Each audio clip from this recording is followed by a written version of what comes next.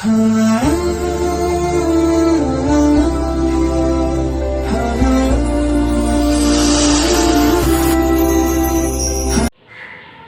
الرحمن الرحیم۔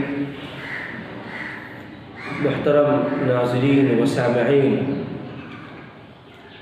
یہ شعبان المعظم کا مہینہ ہے۔ اس شعبان کے مہینے کے ساتھ ہی اس کی صفت معظم ہونا، عظمت والا ہونا جڑا ہوا ہے۔ پتہ چلا کہ شعبان کا مہینہ عظمت والا اور بڑا مہینہ ہے، مبارک مہینہ ہے۔ شعبان المعظم کے مہینے میں ایک شب برات کے نام سے مشہور ہے۔ یہ 15ویں شعبان کو کہتے ہیں۔ شب کے معنی آتے ہیں رات کے، اور برات کے معنی آتے ہیں آزادی کے، نجات اور خلاصی کے۔ اور مفہوم یہ ہوتا ہے کہ اس رات میں اللہ سبحانہ و تعالی بے شمار انسانوں کو جہنم سے آزادی عطا کرتا ہے۔ حدیث پاک سے اس کی طرف اشارہ بھی ملتا ہے۔ ایک حدیث میں اللہ کے رسول صلی اللہ علیہ وسلم نے فرمایا کہ اس رات میں اللہ پاک قبیلہ بنو کلب کی بکریوں کے بالوں کے تعداد کے برابر انسانوں کو معاف کرتا ہے۔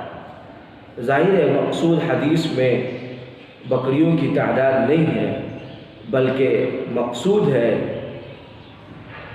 انسانوں، بے پناہ انسانوں کو اور بے شمار انسانوں کو اللہ کی طرف سے مغفرت ملتی ہے۔ اس لیے ہمیں اس رات کی دوسری راتوں کے مقابلے قدر کرنی چاہیے۔ سماج میں دو طبقہ پایا جاتا ہے۔ ایک طبقہ ان لوگوں کا ہے جو سرے سے شعبان اور شب برات کی فضیلت و اہمیت کا منکر ہے، جبکہ دوسرا طبقہ وہ ہے جو شب برات کی اہمیت کو بتانے میں اس قدر غلو سے کام لیتے ہیں، اس قدر مبالغہ سے کام لیتے ہیں کہ وہ اس رات کو شب قدر سے بھی بڑا درجہ دے دیتے ہیں۔ یہ بات بھی درست نہیں ہے۔ اسلام ایک معتدل مذہب ہے، اس لیے ہمیں درمیان کی راہ اختیار کرنی چاہیے۔ اور درمیان کی راہ یہ ہے کہ اس رات کی کچھ نہ کچھ اہمیت ہے دوسری راتوں کے مقابلے میں۔ ایک حدیث میں اس کا بھی ذکر ملتا ہے کہ اس رات میں اللہ سبحانہ و تعالی آسمان دنیا پر یہ اعلان کرواتے ہیں، هل من مستغفر فاغفر له، ہے کوئی روزی کا طلبگار جنہیں میں روزی عطا کروں، اور ہے کوئی مغفرت کا طالب جسے میں معاف کر دوں، هل من مسترزق فارزقه۔ تو یہ اللہ سبحانہ و تعالیٰ کی طرف سے مغفرت اور رزق کی فراوانی کا عام اعلان ہوتا ہے۔ ظاہر ہے اس اعلان کو حاصل کرنے کے لیے ہمیں کچھ محنت کرنی چاہیے۔ وہ محنت یہ ہے کہ اس رات کو ہم عبادتوں میں گزاریں۔ بہت سے احباب یہ سمجھتے ہیں کہ راتوں کو جاگنا ہی عبادت ہے۔ ایسی بات نہیں ہے۔ جاگنے کا نام عبادت نہیں ہے۔ عبادت نام ہے اللہ کے سامنے سر مسجود ہو جانے کا۔ عبادت نام ہے تضرع اور خشوع کا۔ عبادت نام ہے اللہ کے سامنے جھک جانے کا۔ عبادت نام ہے گریہ وزاری کا۔ عبادت نام ہے اپنے گناہوں پر ندامت اور شرمندگی کے احساس کے ساتھ آئندہ گناہ نہ کرنے کے عزم کا۔ عبادت نام ہے قرآن پاک کی تلاوت کا، ذکر کا، نوافل کے اہتمام کا۔ عبادت نام ہے امر بالمعروف اور نہی عن المنکر کا۔ عبادت نام ہے دوسروں کے کام آنے کا۔ عبادت نام ہے راستوں سے تکلیف دہ چیز کو ہٹانے کا۔ ہم جب اس وسیع دائرے میں اسلام کو دیکھیں گے اور پھر اس وسیع انداز میں اس رات کو گزاریں گے تو ہم سمجھتے ہیں کہ ہماری یہ رات عبادت میں گزرے گی۔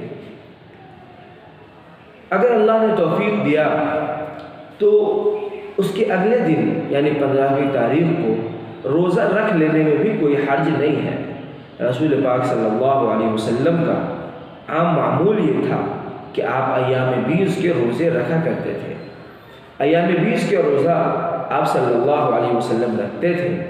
اس مناسبت سے اگر ہم 15، 14، 13 ان سب کو روزہ رکھیں تو یہ اور اچھی بات ہوگی، نہیں تو کم از کم 15 کی تاریخ کو روزہ رکھ لینے میں کوئی حرج کی بات نہیں ہے۔ بہت سے احباب اس رات میں قبرستان جانے کو بھی عبادت سمجھتے ہیں۔ قبرستان جانی چاہیے، آدمی کو ہمیشہ اپنے مردوں کو یاد رکھنی چاہیے، اس کا معمول بنانی چاہیے کہ ہفتے میں، 2 ہفتے میں، مہینے میں ایک بار آدمی قبرستان ضرور چلا جائے، وہاں جا کر اپنے مرحومین کے نام سے ایصال ثواب بھی ہو، اور وہاں پر تھوڑی دیر کھڑے ہو کر اپنے مرحومین سے قربت کا اظہار بھی ہو، اور پھر اپنی موت اور عاقبت کی یاد بھی ہو۔ لیکن اسے شب برات کے ساتھ ہی خاص کر لینا اچھی بات نہیں ہے۔ آپ صلی اللہ علیہ وسلم زندگی میں ایک بار شب برات کی رات میں قبرستان تشریف لے گئے تھے، اس لیے بالعموم لوگ سمجھتے ہیں کہ اس رات میں قبرستان جانا بھی ایک عبادت ہے۔ آپ جائیں وہ اچھی بات ہے، لیکن اسے معمول نہیں بنانی چاہیے۔ معمول یہ ہو کہ آدمی ہر ہفتے میں چلا جائے، ایک بار مہینے میں ایک بار چلا جائے، اور شب برات کی رات میں بھی کبھی کبھی چلا جائے۔ اگر ایسا آدمی کرتا ہے تو ہماری پوری رات عبادت کے اہتمام کے ساتھ گزرے گی۔ اور اگر کوئی شخص عبادت نہیں کر پاتا ہے، پوری رات سونے میں گزار دیتا ہے، تو اسے لان تان بھی نہیں کرنی چاہیے، اسے مطعون بھی نہیں کرنی چاہیے۔ اور اگر کوئی شخص عبادت میں پوری رات گزار دیتا ہے تو اسے بھی بہت فخر نہیں کرنی چاہیے، بلکہ اللہ کا شکر ادا کرنی چاہیے کہ اللہ نے اس رات کو عبادت میں ہم سے گزارنے کی ہمیں توفیق بخشی۔ عبادت میں میں سمجھتا ہوں کہ اگر کوئی شخص مغرب، عشاء اور فجر کی نماز باجماعت کا اہتمام کر لیا تو گویا اس رات کی جو اہمیت اور عبادت کے اہتمام کی جو فضیلت ہے وہ انشاءاللہ حاصل ہو جائے گی۔ اس لیے ہمیں کم از کم اس کی کوشش ضرور کرنی چاہیے کہ یہ تینوں فرائض ہم سے نہ چھوٹنے پائے۔ اگر ہم اس کا اہتمام کریں گے تو انشاءاللہ عز و جل یہ رات ہمارے لیے مغفرت اور نجات کے حصول کا ذریعہ بنے گا۔ آخری بات یہ ہے کہ اس رات کو چونکہ مغفرت کے ساتھ خاص ہے، اور اس رات میں اللہ پاک بے شمار لوگوں کی مغفرت کرتا ہے، اس لیے ہمیں یہ چاہیے کہ ہم اپنے ماضی کے تمام گناہوں سے توبہ کر لیں اور یہ عزم کر لیں کہ آئندہ ہم کوئی غلط نہیں کریں گے۔ أَلَمْ يَأْنِ لِلَّذِينَ آمَنُوا أَن تَخْشَعَ قُلُوبُهُمْ لِذِكْرِ اللَّهِ، کیا آج بھی لوگوں کے لیے یہ وقت نہیں آیا ہے کہ ان کا دل اللہ کے لیے جھک جائے؟ آج تو اللہ کے لیے جھک جائیں، آج تو اللہ کے سامنے جھک جائیں، آج تو اپنے گناہوں پر ندامت اور شرمندگی کا احساس کر لیں، آج تو اس بات کا اقرار کر لیں کہ آئندہ ہم سے کوئی گناہ نہیں ہو، آج تو اس بات کا عزم کر لیں کہ آئندہ کسی طرح کے صغائر اور کبائر سے ہم بچیں گے۔ اللہ پاک سے دعا ہے اللہ ہم سب کے لیے اس رات کو خیر اور برکت کے حصول کا ذریعہ بنائیں، اس رات کو نجات کا ذریعہ بنائیں، اور ہمارے ذریعے سے اس رات میں کسی قسم کی کوئی کوتاہی نہ ہونے پائے۔ والسلام علیکم ورحمۃ اللہ وبرکاتہ۔